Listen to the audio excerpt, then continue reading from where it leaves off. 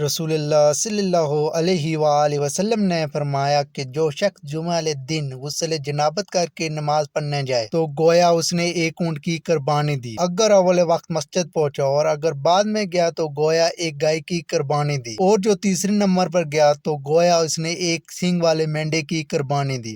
اور جو کوئی چوتھے نمبر پر گیا تو اس نے گویا ایک مرغی کی قربانی دی، اور جو کوئی پانچویں نمبر پر گیا اس نے گویا انڈا اللہ کی راہ میں دیا۔ لیکن جب امام خطبے کے لیے باہر آ جاتا ہے تو ملائکہ خطبہ سننے میں مشغول ہو جاتے ہیں۔ نبی کریم صلی اللہ علیہ وآلہ وسلم نے فرمایا، جو شخص جمعے کے دن غسل کرے اور خوب اچھی طرح سے پاکی حاصل کرے اور تیل استعمال کرے یا گھر میں جو خوشبو میسر ہو استعمال کرے، پھر نماز جمعے کے لیے نکلے اور مسجد میں پہنچ کر دو آدمی کے درمیان نہ گھسے، پھر جتنی ہو سکے نفل نماز پڑھے اور جب امام خطبہ شروع کرے تو خاموش سنتا رہے، تو اس کے اس جمعے سے لے کر دوسرے جمعے تک سارے گناہ معاف کر دیے جاتے ہیں۔ نبی کریم صلی اللہ علیہ وآلہ وسلم ممبر پر تشریف لائے۔ ممبر پر یہ آپ صلی اللہ علیہ وآلہ وسلم کی آخری بیٹھک تھی۔ آپ صلی اللہ علیہ وآلہ وسلم دونوں شانوں سے چادر لپیٹے ہوئے تھے